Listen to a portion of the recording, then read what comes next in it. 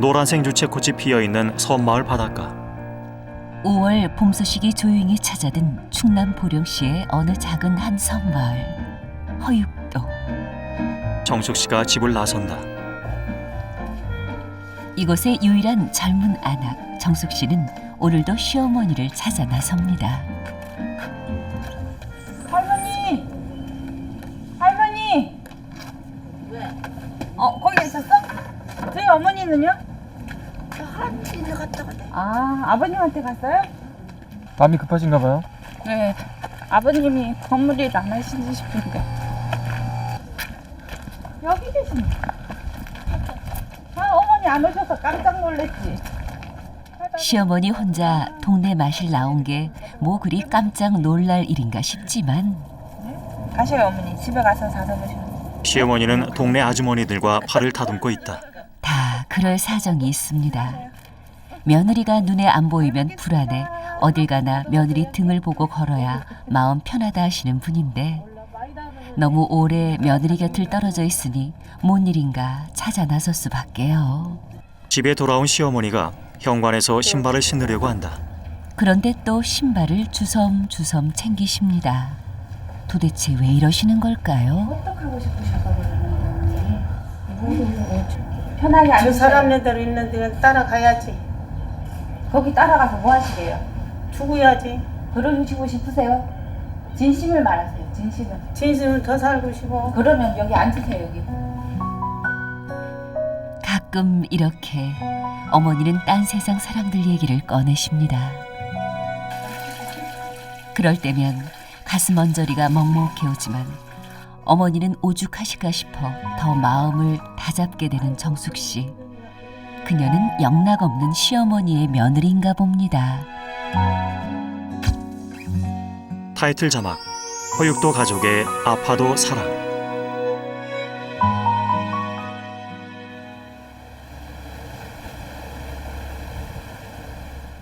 무틀 뒤로 하고 바다 물살 가르며 30분가량을 들어오다 보면 단 7가구만이 오밀조밀 모여 사는 작은 섬 허육도가 자리하고 있습니다. 갈매기 2마리가 바닷가를 거닐고 연보라색 꽃은 산 언덕에서 한들거린다. 계절의 온기 따라 갖가지 생명을 틔워 사계절 자태를 뽐내는 것이 자연인데 사람의 온기까지 더한 이 집 뒤 텃밭은 매 끼니의 신선한 반찬까지 대주고 있습니다. 황정숙 씨 44세. 먹이나물 어릴 때 나는 거 살짝 데쳐서 무쳐 먹으려고요.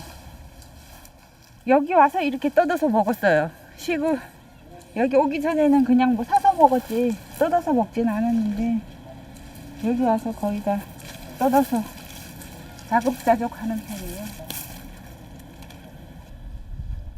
가게 하나 없는 섬생활 5년째 주부의 놀라운 적응력이랄까요. 선착장. 눈만 뜨셨다 하면 바다로 출근 도장 찍으시는 시아버지 곁엔 보조 일꾼인 남편이 있습니다. 아버지의 바닷농사로 자란 아들이지만 무태서 돌아와 어부가 된 지는 5년째입니다. 시아버지와 남편이 어선에 오른다. 바다의 불청객인 갈매기 떼가 또 떴습니다. 시아버지는 소리를 질러 갈매기들을 쫓아낸다. 얼마 없는 우럭먹이를 얄미운 갈매기 녀석들이 틈만 나면 노려대니 속상할 수밖에요. 입지에서 농사 짓는 거랑 똑같이. 남편 한기용 씨 44세. 편한 육지일을 놔두고 시도 때도 없이 신경 써야 하는 바닷일을 물려받겠다니 아버진 내심 안타깝습니다. 기영 씨와 아버지가 나룻배를 타고 간다. 아버님 돌아오시는 밥때 맞추기 위해 바빠진 아침 준비. 그런데 시어머니가 며느리 곁에 딱 붙어 계십니다. 안 나요? 먹는 물이 어디 있는지 생각이 안 나요? 어제까지만 해도 혼자 해오시던 행동을 갑자기 잊어버리신 어머니. 이제 생각났어요? 아이고 이제 시어머니가 정수기에서 물을 받아 마신다. 아유 살았다. 물 드시고 싶을 때 물만 생각하셔야지. 다른 거 생각하시고. 요즘 들어 부쩍 기억을 놓치시는 일이 잦아지고 있습니다. 정숙 씨가 부엌 싱크대에서 쌀을 씻는다. 며느리가 밥을 짓는 사이 또 어머니는 뭔가 뜻대로 잘 안 되시는 모양입니다. 나는 안 된다. 나는 안 돼.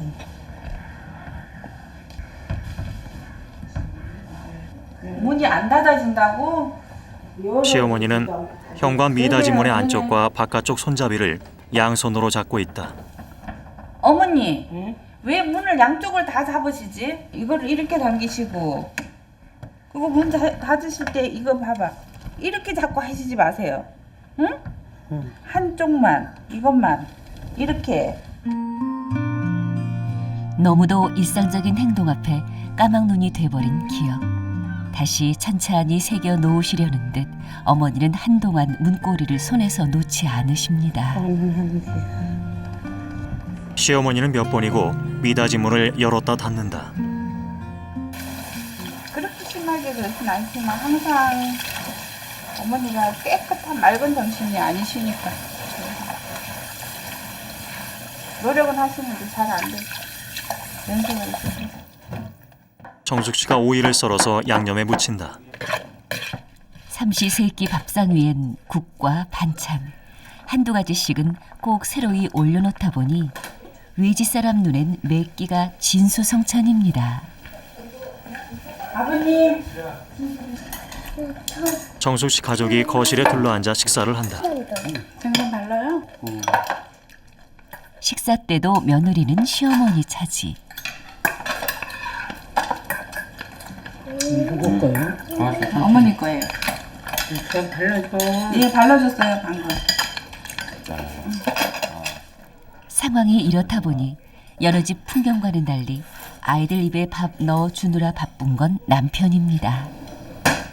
남편 기영 씨가 7살 민규와 4살 승현이의 밥을 챙겨준다.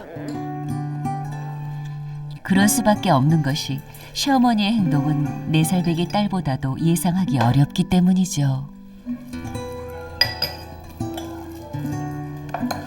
주엄마가 나랑 같이 앉았으면 얼마나 좋다고. 그렇게 좋아요 언니? 저랑 앉아 있으면 맨날 싸우는데 싸우는 점 따로, 좋은 점 따로. 힘든 점 따로. 맞아. 좋은 점 따로, 글른 점 따로. 여러 가지요.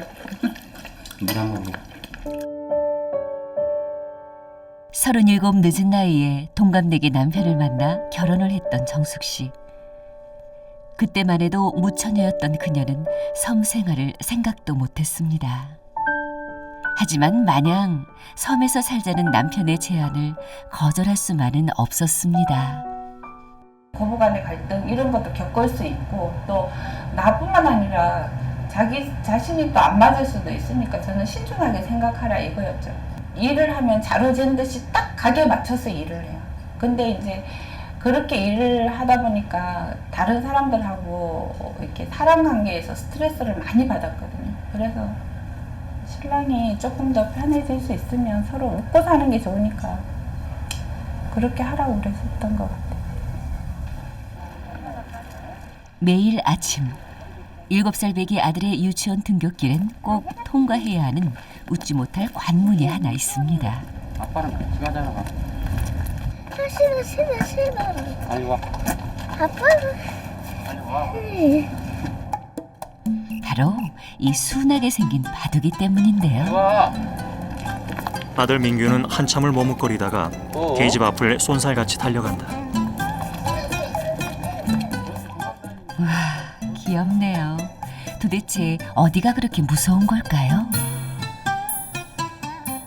여기는 학교가 저기 원산도로 섬에 있어가지고 또 초학생이 매일 아침 저녁 이 애들을 데려다주고 또 데려오고 그래요. 매일같이 어린아들을 바다 건너 통학시켜야 하는 섬 생활. 기영 씨가 민규를 무릎에 앉힌다. 2살 된 아들 민규를 안고 처음 섬으로 들어올 때만 해도 교육 걱정은 먼 미래인 줄 알았는데 또래 친구 하나 없는 섬에서 키운 탓에 사회성이 떨어지는 건 아닌지 다른 아이들에 비해 학습 능력이 뒤처지는 건 아닌지 내년 아들 초등학교 진학을 앞두고 걱정이 태산입니다.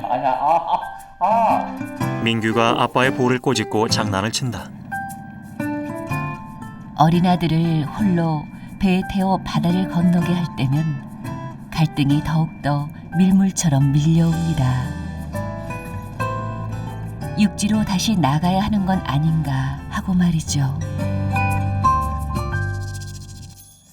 아무래도 육지하고는 도시하고는 차이가 나니까 그런 것 때문에 망설여지는 것도 엄청 많죠. 그래서 될 수 있으면 이제 중학교 때부터는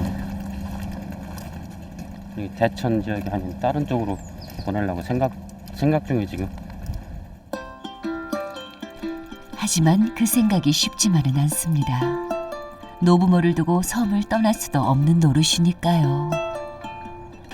아버님이 안 보내주셨어요?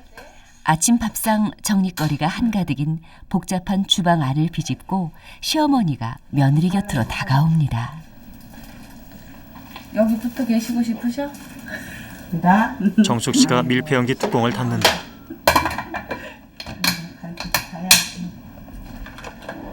그래요. 가실 사람은 가시고 어머니는 저 옆에 딱 붙어 계시고 그러시면 되지. 아버지 어머니 그래요.